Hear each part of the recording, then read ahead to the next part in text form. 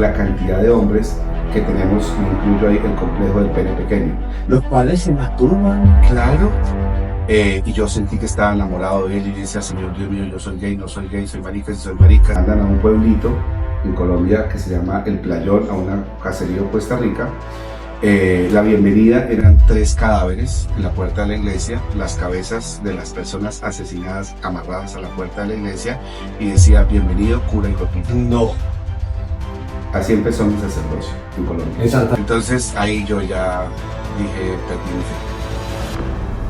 Total. O sea, entonces un día, Dios mío, Señor, perdóneme, yo era seminarista de una parroquia, este cura tenía su pareja, que era una muchacha, y llegó uno de los formadores, borracho, con 2 prostitutas, a la casa cura.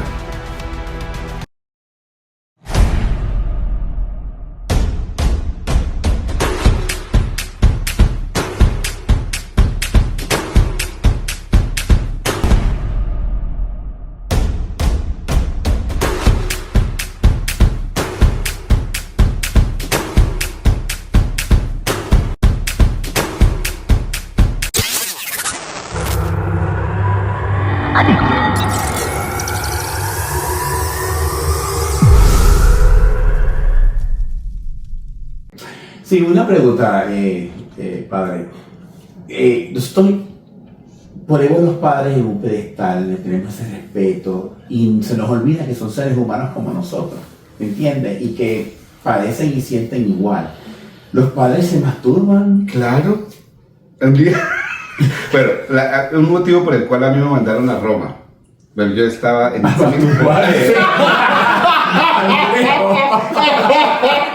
La iba a masturbarse, Sí, padre. me iba a masturbar de Roma, no. No, cuando yo entré al seminario, o sea, imagínense un niño de 16 años que termina la escuela y cumple 17 años y entra al seminario. Éramos 260 hombres encerrados en un edificio.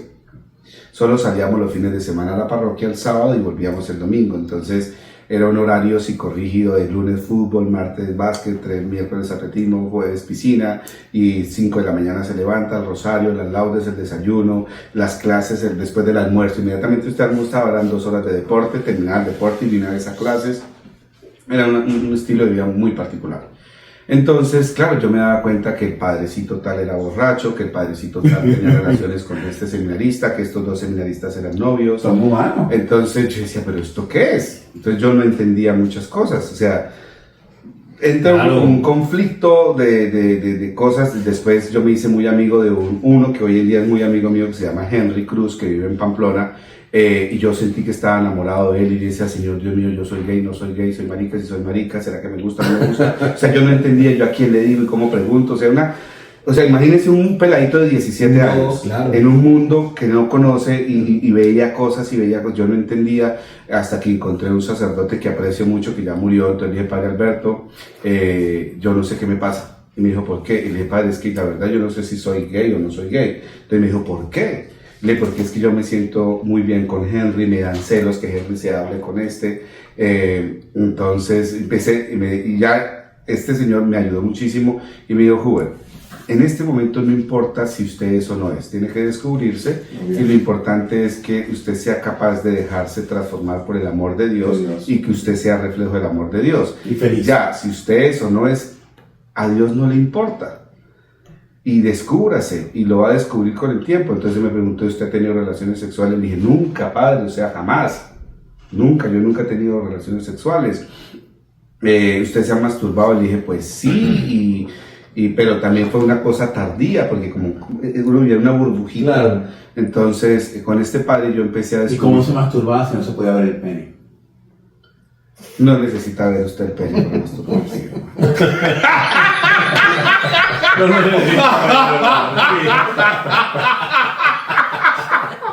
El caso es que... Oye, el fetichismo.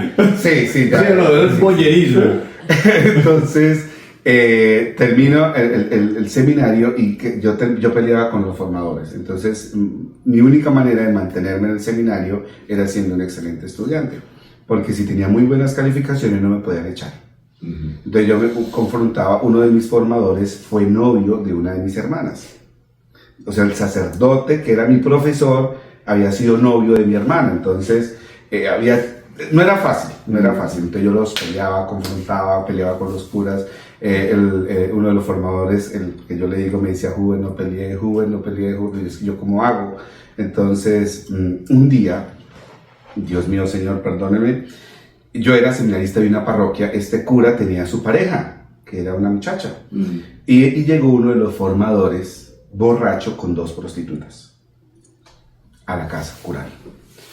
Entonces yo le dije, padre, ¿qué hago? Y yo, no, pues recíbalo. Entonces yo, hola padre, ¿cómo está? Y es que es el cumpleaños de mi amigo. Le dije, señor, y aquí le traigo, el regalo eran 2 prostitutas.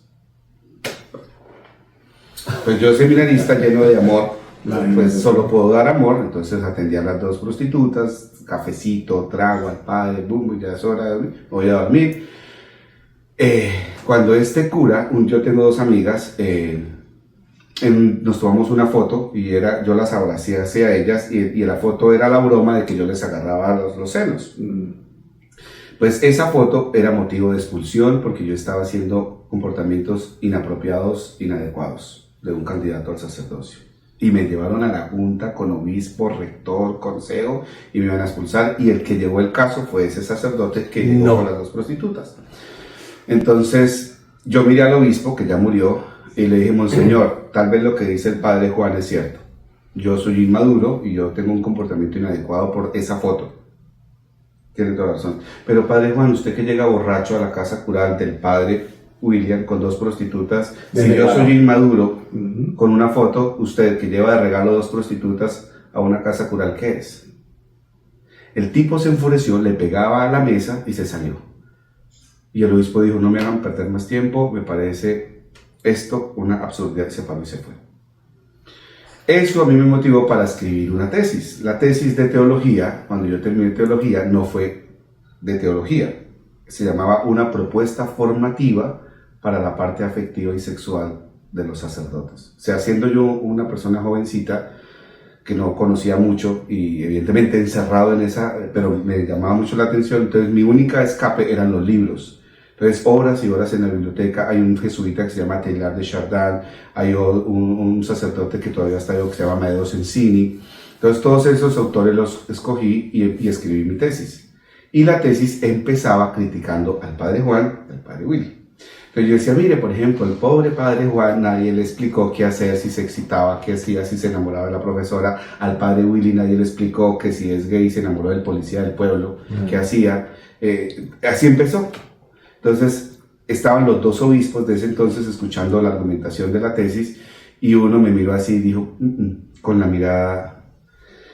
Ese obispo se para, estaban los profesores que calificaban, eran formadores del seminario, furiosos porque claro, por primera vez en la historia un don nadie habla de sexo, habla de masturbación, habla de homosexualidad, habla de relaciones sexuales al interno del seminario. Entonces este obispo se para y dice, bueno, si yo fuera de los profesores que califican, a Juve le pondría 5, que era la máxima calificación. Entonces, pues ya como el obispo dijo, ellos no podían poner menos de 5. A la fecha, aún nadie ha superado esa calificación máxima de tesis en el seminario. Wow, increíble. Entonces, termina la discusión de la que había uno que lo entendiera. Al menos ese lo entendiera. Para que los otros, por lo menos... Me dice el obispo, Huber, usted acaba de firmar su sentencia, usted se va. Pero yo no entendí qué. Me ordenaron sacerdote, me mandan a un pueblito en Colombia que se llama El Playón, a una caserío Costa Rica.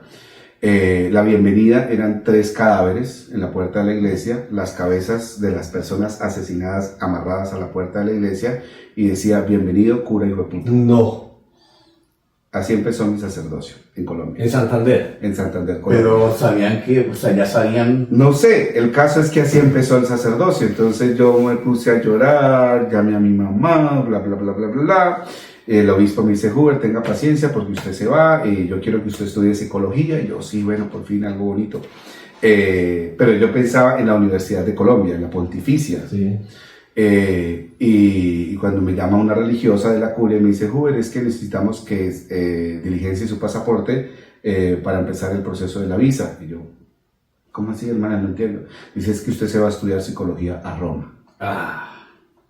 Entonces yo me voy donde el obispo y le digo, Monseñor, ¿por qué me voy a Roma? No a masturbarme. Todavía estaba pensando, llegamos tan lejos a masturbarnos. Yo no necesito ir a Roma. Entonces ahí es donde empieza esta locura de entender la experiencia de Dios desde otra perspectiva distinta. Llego a Roma, que es otra historia para mí muy impactante. Me mandan a una casa 250 curas, o sea, yo venía de una casa de más de 260 hombres, ahora llego pero a curas, de África, de Nigeria, de Corea, de Inglaterra, de Canadá, el único hispano que había en ese edificio era yo. Los baños eran duchas comunitarias, entonces yo nunca había vivido esa experiencia de ver gente desnuda y salen los de Nigeria, los de Mozambique, los de Kenia y todos en pelotos, y yo decía, pero yo cómo me voy a empelotar, cómo me voy a desnudar, y después me miro, me da pena. Claro, y un keniano ahí, no. ¿Ve que se lo vio? Yo sí se lo vi. Se lo vio. Y te preguntas, ¿yo qué voy a sacar ahí? Y yo como no voy a quedar mal. Entonces, eso fue el primer trauma. La competencia estaba dura. Bastante. Y bueno, ahí empezó el primer trauma de confrontarme con un mundo en el que yo no conocía. 10 años encerrado en un seminario y llego a Europa, que es otro mundo, otra historia, es totalmente liberal. Me invitan, vamos a la playa. Y lo primero que me encuentro, una señora anciana con los senos que le llegaban a la cintura. Y yo decía, pero yo nunca había visto una mujer desnuda. La primera mujer desnuda que vi, una mujer de 80 años. Mejor estaba en las duchas. Y después miro y un abuelito, los testículos le colgaban casi a las rodillas y yo decía, yo no sé qué será peor, los senos de la abuelita o los testículos de la abuelita. Y entonces ahí entendí, esa es la naturaleza humana, eso es lo que somos. Sí. Usted puede colocarse todo el botox que quiera, las fajas que quiera, las cirugías que quiera, esa es la naturaleza Cuando humana. llegas a la ducha es lo que es. Es lo que es. Entonces empieza ese proceso para mí de crisis existencial, de confrontarme Y con el no mundo. se bañó ni nada. Ahí Yo duré 3 días que no me bañaba, o sea, pero era por el miedo a desnudarme y ver gente desnuda. El caso es que empieza, yo llegué en septiembre, ya había pasado el Gay Pride, empecé el primer semestre, segundo semestre, y ya empezando el verano, ya empezaron las prácticas clínicas. Estaba estudiando psicología, me mandan a un centro que era lejos de Roma, y era el contexto del Gay Pride, yo no sabía que existía el Gay Pride. Entonces, habían 2 curas italianos, racistas. Yo llegué con un celular, un Motorola en ese entonces, es que se abría así, que me había regalado mi hermana en Chicago, y yo llegué y me dice estos italianos, me dicen, ¿y ese celular? Digo, me lo regaló mi hermana. Dice, ¿pero en Colombia hay luz eléctrica? Así a ese nivel. El otro me decía, ¿y usted dónde es? De Colombia. Entonces dice, ¿dónde es Colombia? Entonces yo le dije, le mostré el mapa. Digo, Pablo Escobar. Porque siempre lo Claro. Y yo sentía fastidio por estos 2 curas. Y uno de esos me dijo, usted es de Colombia y tiene producto colombiano. Entonces ahí yo entendí, tengo que defenderme. Entonces le dije, sí tengo mucha cocaína, pero la que tengo no es suficiente para la que usted y su mamá creo que consumen. Entonces el tipo ya creo, o sea, con este no nos metemos más. Y ya me dejaron quieto, no se volvieron a meter conmigo. Pero ese día del Gay Pride yo llegué tarde del hospital, a la casa. Yo abro la puerta antigua, un edificio de 1600, de 1500, una puerta inmensa, es una manzana completa en el downtown de Roma. Y abro la puerta y me encuentro para mí eran 2 prostitutas. El maquillaje, el vestido, la ropa. Y entonces yo iba a tocar el botón de alarma del edificio. Entonces una de ellas me toma el brazo fuerte y me dice, no nos reconoce, en italiano, ¿no? Ven aquí son oídos, ¿no? Entonces le dije, no sé quiénes son ustedes. Y fui a tocar la alarma, entonces me tiró duro la mano, se quitó la peluca y era uno de esos 2 curas. Pues los 2 curas vestidos de mujer, que venían del desfile, del predefile, que era la víspera del Gay Pride, que era el día siguiente. Entonces ahí yo ya dije, perdí mi fe. Total. O sea, estos 2 tipos Después que se hizo una misa de algo, me dijeron que yo había faltado a la norma porque el trapito blanco se llama el corporal y tiene que ir a 8 centímetros del borde del altar, las manos a la hora de la consagración tienen que ir a 45 grados, pues en Colombia no existe nada de esas cosas, en Colombia es. Entonces me pusieron clases de liturgia eucarística por 3 meses. Entonces a mí evidentemente se me vino las ganas de decir grosería, yo dije, estos curas maricas, y ya perdí la fe, y yo duré como 6 meses que ni la señal de la cruz me hacía nada, o sea, ateo, sacerdote, ateo, por 6 meses. Llamé a mi obispo y le digo, pero ¿por qué le afectó tanto si en su propia piel se sentían cómodos vestidos así? O sea, para mí fue el escándalo. Yo decía, estos puritanos, moralistas, maricas, trans. Se presentaron de una manera, pero eran de otra. Ajá, entonces todo eso a mí me escandalizó. O sea, ver esos 2 sacerdotes que me daban clases de cómo celebrar la misa, ya el hecho de que eran racistas, que se burlaban, y después ver los vestidos de mujer, para mí eso fue... Evidentemente, ya acababa el seminario recién ordenado. Entonces llamo al obispo y le digo, monseñor, yo me quiero regresar para Colombia, esto no es lo mío, yo la poca fe que tengo no la quiero perder. Y me dice el obispo, no te preocupes, verás cosas más mayores. No has visto nada. ¿Cómo así? O sea, usted no ha visto nada. Y yo, no, Dios mío, ¿cómo así? O sea, monseñor, ¿qué más tengo que ver? Digo, verás cosas mayores. Y no te preocupes. Si tú haces o no haces nada, el tiempo pasa. Mejor ponte a estudiar. Tú estás allá es para estudiar, no para otra cosa. Si no quieres celebrar la misa, si no quieres rezar, si no quieres hacer nada religioso, no lo hagas, porque tú estás allá es para estudiar. Yo, ok. Entonces pasaron como 3, 4 meses, el obispo me llama, me dice, ¿cómo está? Le digo, no, monseñor, pues aquí estudiando, porque ¿qué más? ¿Y cómo va su fe? Le digo, monseñor, creo que no tengo. Y dijo, ok, yo te registré para hacer un retiro espiritual en un monasterio por allá, bellísimo, se llama San Nicolás, en Tolentino, es un pueblo bellísimo. Entonces, ven, le escribí al padre, todo por correo electrónico, padre Ludovico Centra, padre Ludovico, soy el padre Hugo. Entonces digo, sí, ya su obispo notificó que usted viene, va a venir de tal día a tal día, 10 días de retiro espiritual. Este sacerdote a mí me abrió mucho los ojos a la parte de la sexualidad. Me ayudó muchísimo. También un sacerdote psicólogo, sacerdote terapeuta, y bueno, con él yo logré muchas cosas de poder conciliar la parte humana, sexual, con la parte religiosa, vocacional, y poder quitarme esos escrúpulos de juzgar a la gente desde mi fe. Entonces, a trabajar con la comunidad con HIV, con VIH, a trabajar en prevención del SIDA, a trabajar con la prostitución. Él me dijo, Huber, cuando salga de su retiro espiritual, tiene que ir a esta dirección, y era donde vivían las mujeres trans colombianas que son prostitutas en Roma.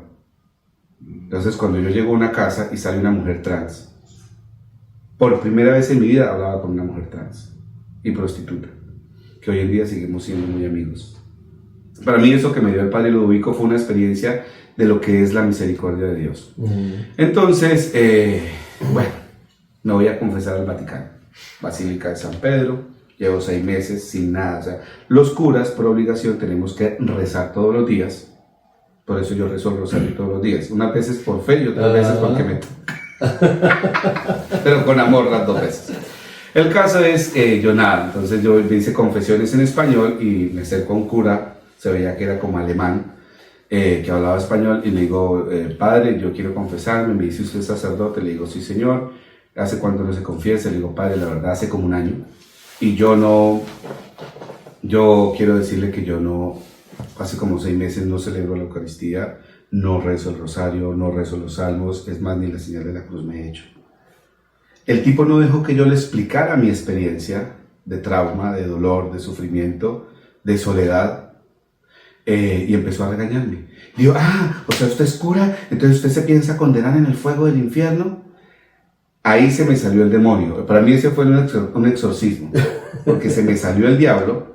Me paro del confesionario, le abro la puertica al padre y le digo, ¿sabe qué? Cura hijo de puta, nos vemos en el infierno, porque si yo me voy para allá, usted también, allá nos vemos. Y le cerré la puerta y me salí llorando de la Basílica de San Pedro. Otra vez a llamar al obispo.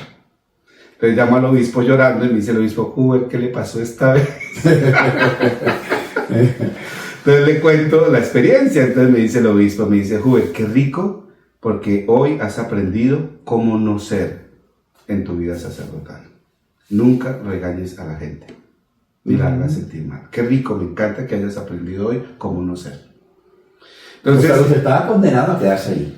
sí. O sea, no había manera ni forma que lo sacaran. O sea, cada vez que llamaba dice, vamos a hablar otra vez.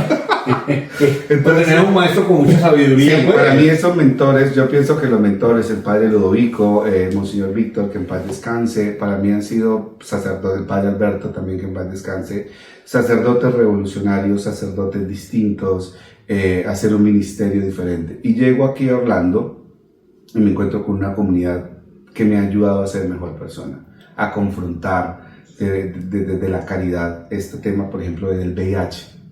Del estigma, de la prevención, de hablar abiertamente de muchas cosas. Por ejemplo, cuando una mujer me dice, padre, es que imagínese que mi esposo me fue infiel, y yo le digo, bueno, ¿y qué es lo primero que tiene que hacer? Listo, ya, supimos, confirmado, su esposo se acostó con otra. ¿Qué va a hacer? Ay, padre, no sé. Digo, bueno, deje el drama y vamos a pedir una cita médica y se va a hacer las pruebas de sífilis, gonorrea, clamidia, verrugas genitales, virus de papiloma humano, y si usted está limpia y no tiene nada, ahí sí siente a la gonorrea y hablemos con la gonorrea. Pero antes... Bueno, primero que nada, llame a Arce para que la cosa por si la gonorrea se vuelve a contagiar. ¿Entiendes? Para que la Ahí sí, pero es que ese es el problema de la moralidad, o sea, el drama de, mancillado el vínculo sagrado del matrimonio. O sea, no hagamos... Si no existiera, padre, la prevención, si no existiera los tratamientos que hoy en día logran que los pacientes positivos a VIH estén detectables, ¿qué método usted pudiera implementar que pudiera ayudar a reducir los índices de casos de HIV? Mire, si no existieran esas dos. Bueno, en la Iglesia Católica hay un valor, y esto se lo agradezco a mi mamá que nos lo enseñó. La primera vez que yo conocí un condón, nunca lo había visto. Yo tenía alrededor de 14, 15 años, pero no entendía mucho. Mi mamá se iba de viaje con mi papá, yo soy el octavo de 12 hijos, o sea, somos 12 hijos. Y mi mamá y mi papá a veces viajaban, entonces quedábamos 12 hijos, a veces venía mi abuelo a cuidarnos, que era el papá de mi mamá, o una tía, una hermana de mi mamá se quedaba con nosotros. Cuando, claro, éramos 7 hombres, dentro de pues, todos ya preadolescentes, 13, 14, 15, 16 años, y el mayor que ya tenía más de 20 años. Y entonces mi mamá nos daba las respectivas indicaciones, y cuando entramos al comedor a recibir las indicaciones porque se iba, yo veo los condones. Entonces todos miramos los condones, la miramos a ella, como que, ¿qué pasó aquí? Y entonces dice ella, muy chistosamente, dice, bueno, yo creo en la castidad, pero yo no sé ustedes en qué creen, pero yo, abuela, no quiero ser todavía. Y se fue. Nunca nos dijo para qué era, ni qué era, cómo se usaba, ni cómo se usaba, no, eso a la imaginación. Pero por lo menos yo estoy hablando de hace más de 30 años. Claro. Es una revolución paila también haber hecho eso. Haber hecho eso, pero ella tenía 7 hijos varones y se quedaban solos por 10 días. Entonces yo me imagino que esa fue su única opción. Nunca nos abrió el condón, nos explicó qué era, por qué sí, por qué no, jamás, nunca. Pero por lo menos... Ahí, claro. Ahí está, más de 30 años. Eso está acudiría profiláctico. Entonces, primero yo pienso que la clave número 1 es la educación sexual. El aprender a conocer mi cuerpo, el conocer mi afectividad, el conocer mi sexualidad, el aceptarme. Mira, por ejemplo, la cantidad de hombres que tenemos, me incluyo ahí el complejo del pene pequeño. Dígame, ¿cuántos hombres le dicen realmente yo siento que tengo el pene pequeño? O por ejemplo, ser precoces. Sí, eyaculador precoz. O por ejemplo, muchas mujeres... Bueno, en realidad yo prefiero tener un pene pequeño con una eyaculación precoz. Porque por lo menos puedo disfrutar sin tener que eyacular tan rápido. Pero sí es uno de los cuestionamientos más comunes y de más preocupación, claro, en el género masculino. Y son esas dos cosas. Sí, pero acuérdate que falta, como dice muy bien él, da falta de educación. Claro. Porque para tú poder satisfacer a una mujer o un hombre, entonces falta un pene. Claro. Entonces, hay muchos chistes. Otro día, bueno, el obispo, yo quiero al obispo porque él ha sufrido conmigo. A mí me dicen, padre, ¿usted quiere ser obispo? Le digo, no, el solo hecho, imagínate un cura como yo. No, con un obispo como el que... No, pequeño. Alguien me grabó en una conferencia de salud sexual. Entonces, ¿qué tema estamos, padre? Okay. Nos quedamos en el pene pequeño. No, pero O sea, hay un video también. Sí, hay un video del pene pequeño. Hablando del tema de los tabús, entonces a las mujeres se les prohibió hablar de placer, de clítoris, de labios menores, de que a mí no me gusta que me coja las tetas, o a mí me encanta que me coja las tetas. O sea, una mujer no puede hablar de eso, ¿cómo ocurre? Sí. Entonces, la conferencia era a las mujeres en prevención del VIH.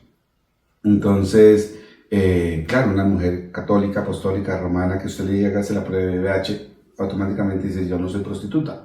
Pero tú sabes con quién vive.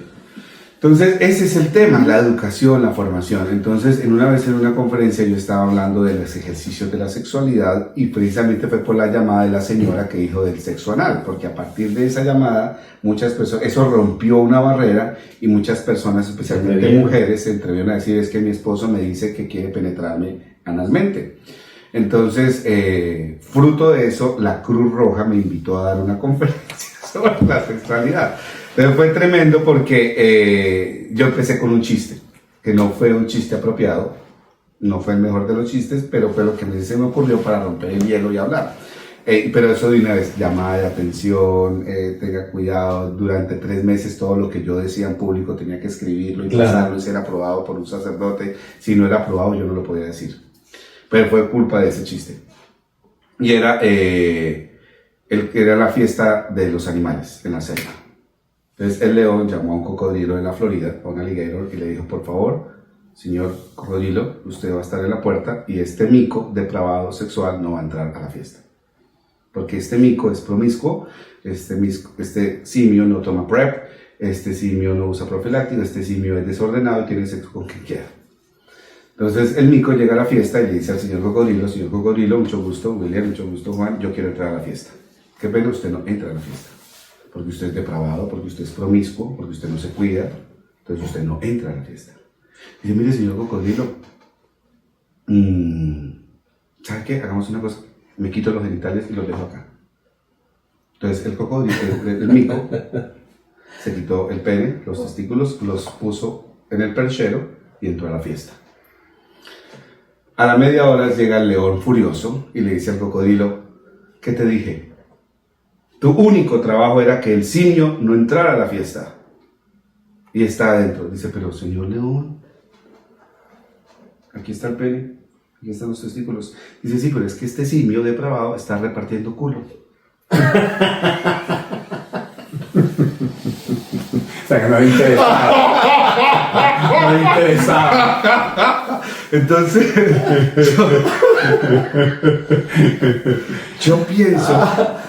yo pienso que nos falta mucha educación.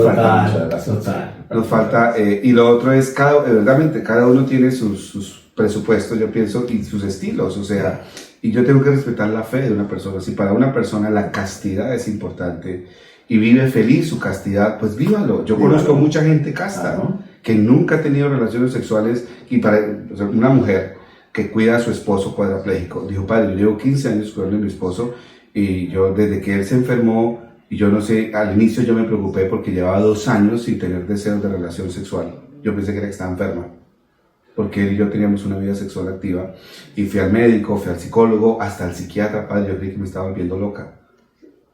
Y después entendí en mi proceso y lo vivo y lo disfruto mi castidad. No se puede masturbar también. Si quisiera, claro. Pero ella dice, yo no necesito eso. Claro, entonces, lo que pasa es que es saludable también, porque las partes tienen que utilizarse. Entonces, es decir, cada uno tiene sus formas, cada uno tiene sus maneras de ver, de entender, pero sobre todo de vivir la vida. Sí. Otro ejemplo, una señora casada por la Iglesia Católica me dijo, padre, es que imagínese que mi esposo y mi hijo quisiéramos un trío.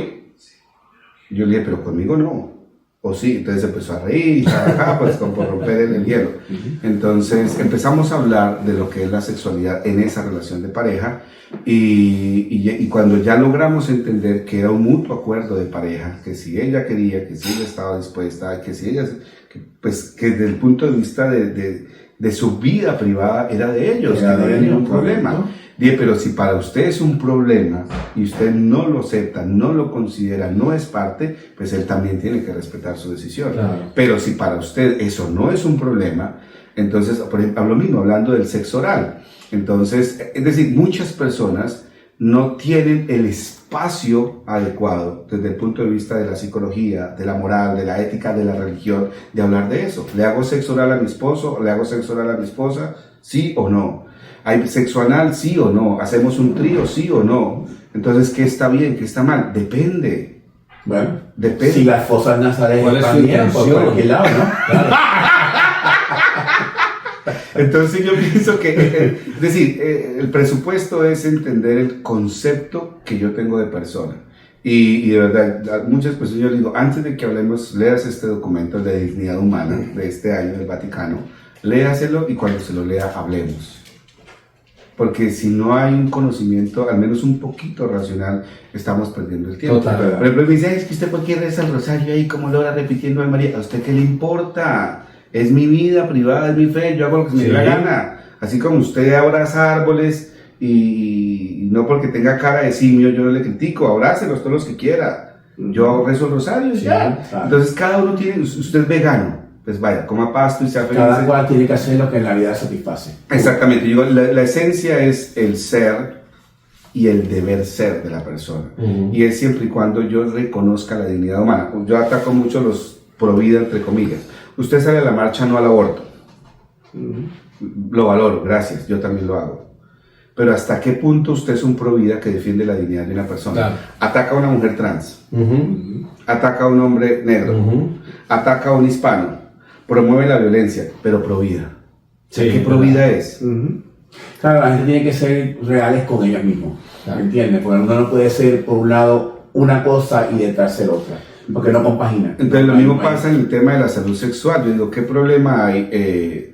Por el trabajo que yo tenía cada 3 meses que hacerme las pruebas de VIH, y era párroco en Bucaramanga, trabajaba en la Universidad Pontificia Bolivariana, teníamos un trabajo con Bienestar Familiar en Colombia, que es como el DCS. Cada 3 meses tenías esa prueba, Chile. Entonces, porque yo viajaba mucho, tenía que viajar con mucha frecuencia, y a ciertos lugares donde íbamos había que llevar el examen del VIH.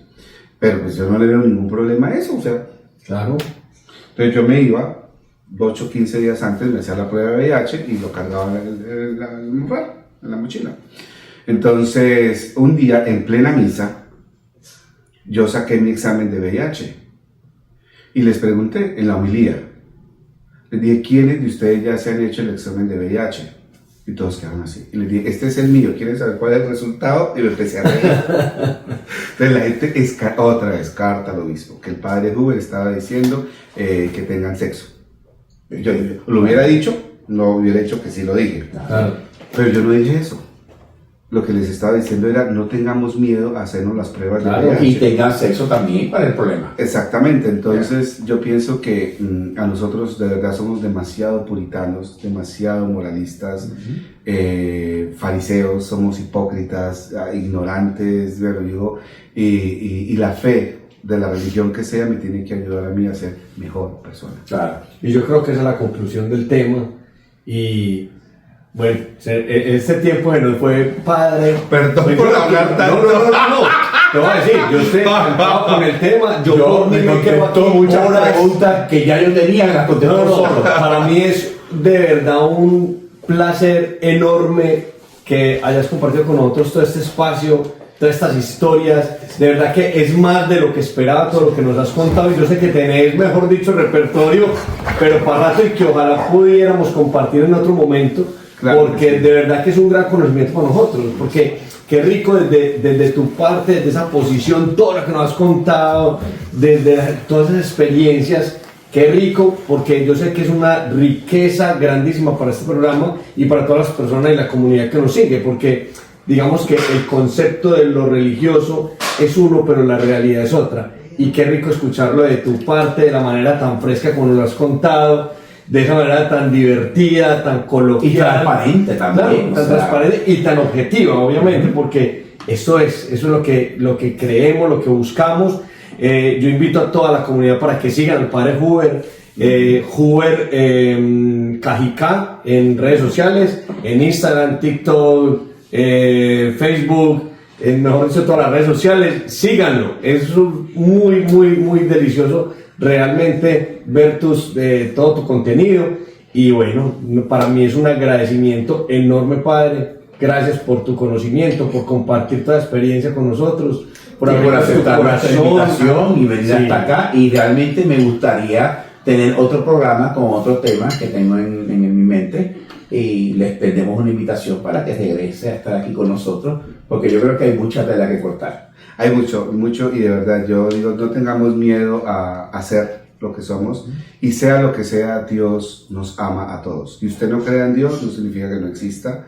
Que muchas personas no lo quieran a usted no significa que Dios no lo ame. Y de verdad insisto en el sentido de conocer verdaderamente a profundidad qué es verdaderamente una experiencia religiosa. Sí, estoy de acuerdo con eso. Excelente. Bueno, no nos queda más nada, Luis, se nos fue el tiempo como siempre. Hasta nuestra próxima visita aquí con el Padre y con el próximo tema que vamos a traer. Okay. Muchas gracias, Padre. Gracias, Juan. Gracias, Juan. Gracias a toda la comunidad que nos sigue, a todos nuestros seguidores. Gracias por seguirnos. Compartan esta información, compartan con todos sus amigos y que sean sexualmente muy felices. Buenas noches.